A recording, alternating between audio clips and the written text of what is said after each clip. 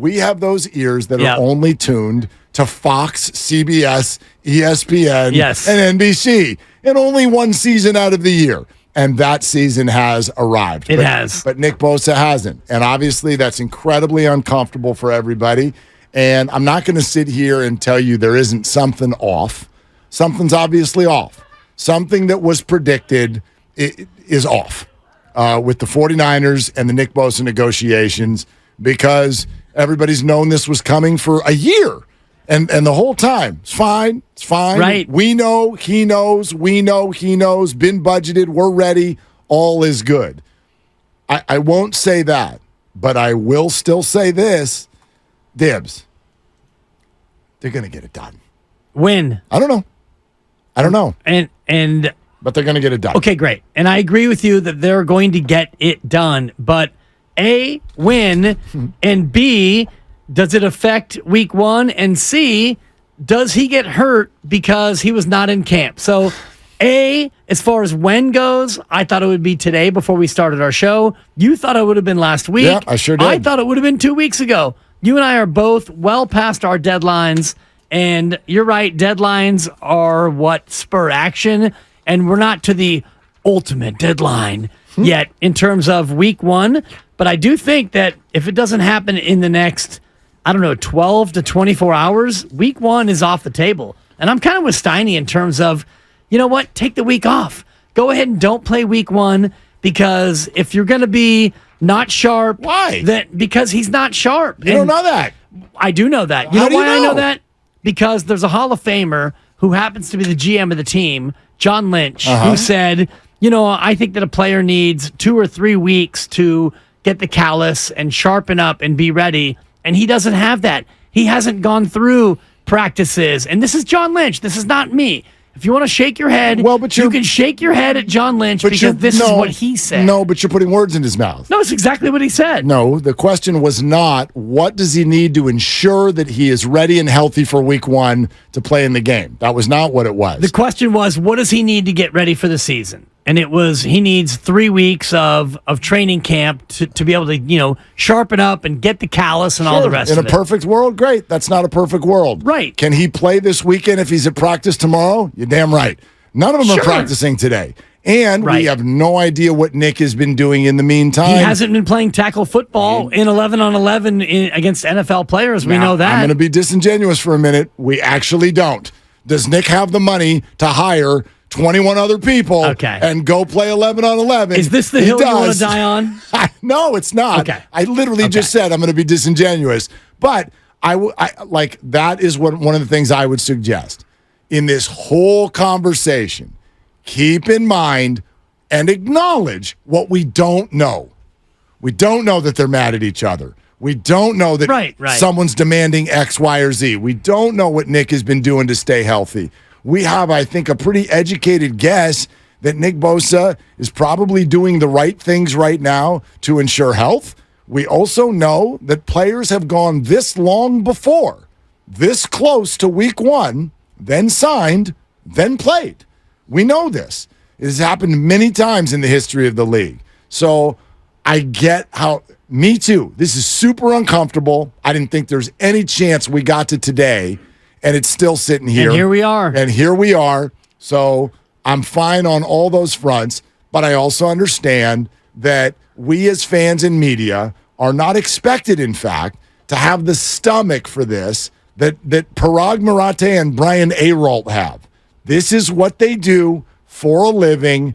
I don't think anybody is losing their bananas yet. If we get there, believe me, opinions will start to adjust, and it's very uncomfortable. And sure, week one sits in the balance, and I think it's already a mistake, even if that's all they miss. If he misses just one game, that is a mistake, and quite frankly, probably on both sides. But I don't know what's being asked for. All I know is that cooler heads should have prevailed by now. And they haven't. So in terms of, who is to blame, ultimately when the contract gets signed, and I believe it will eventually get signed, based on where the amount is that he gets paid, I think we would be able to assign some blame in terms of maybe where the contract comes down and what the ask was. And I don't share the same sort of sentiment in terms of cooler heads prevailing, because it's week 1 and the first game here in week 1 kicks off in 51 hours. And I know they don't play on Thursday night, they play on Sunday, but you're going to want to fly to Pittsburgh on Friday, and Nick is probably in Florida, and he's not going to practice most likely tomorrow unless the deal gets consummated in the next, couple of minutes and he already flies out and all that happens. And so I actually wouldn't play him in week 1 because he hasn't practiced. And if you're coaching a team, and I've coached at a little bit of a lower level than the NFL,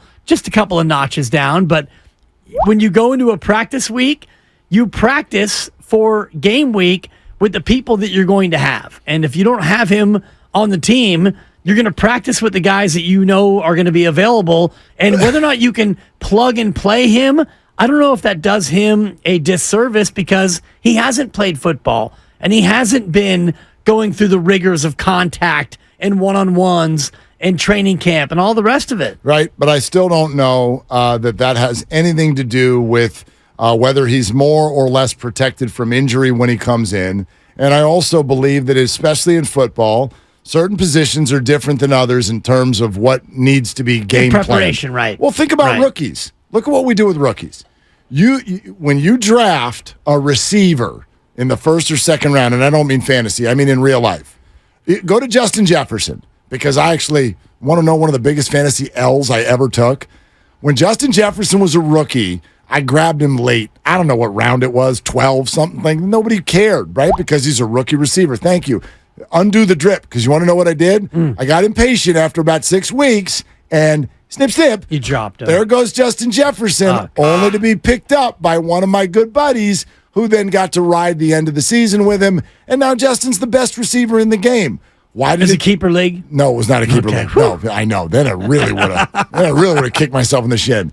But that's being a receiver. You don't come in and just go boom. Right. Verbiage, playbook, route tree, timing, all the rest of it. What about running back? Oh, no problem. Here's the ball. Right. Run. It's an off tackle. See that guy over there? Block him.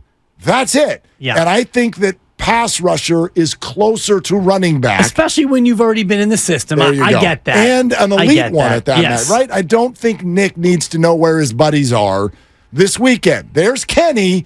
Go tackle Kenny. Right. I'm going to go tackle Kenny. I do think, though, that in terms of his body and his shape, he can work out till the cows come home, and I'm sure he has, because that's what Bosas do. I'm sure that his body is in amazing shape, but all you hear about from football guys is the callus. You need to get your football callus, which is contact and hits and getting your body back used to it. And Nick Bosa hasn't played tackle football, in 8 months. And so that part of it goes away. And so he needs to get that part of it back, whether it's, a glute or an adductor or a hip flexor or a hammy or a quad or a calf or all the rest of it. These are things that he has not put under the level of duress that he normally would. And so I'd be concerned. Listen, it's not ideal. I don't know. No one would argue it's not ideal, but it is what it is. And here we are. And if he signs tomorrow, I think he plays on Sunday. What if he signs Thursday? Again, I think we're already into the slippery slope portion of the show. I think he plays. Does he play a full complement? Maybe, maybe not. Again, the answer to me actually goes to the physical experts, the trainers, if you will. Doc Pandia. Okay, because, and this is, we got Doc Feely today, right? This is a great question for him, and I know we've been asking it a few different ways, but I think now we can focus it in on just that, because we've asked of Doc Pandia the last few weeks, like, is there a higher likelihood of injury? I think more this. Now it's like, okay, talk to me about Sunday. If he shows up Wednesday, are we good? Yeah. If he shows up Thursday, what about Friday? What about Saturday night? What about Sunday with a hot dog in his hand at 9:43 a.m.? How you guys doing? How long does he need to get his uniform on? But no, let's get the answer to that. Yes. Is that safe? My sense is it's probably based on what Nick has been doing, what kind of shape is he in. I would expect it to be really good.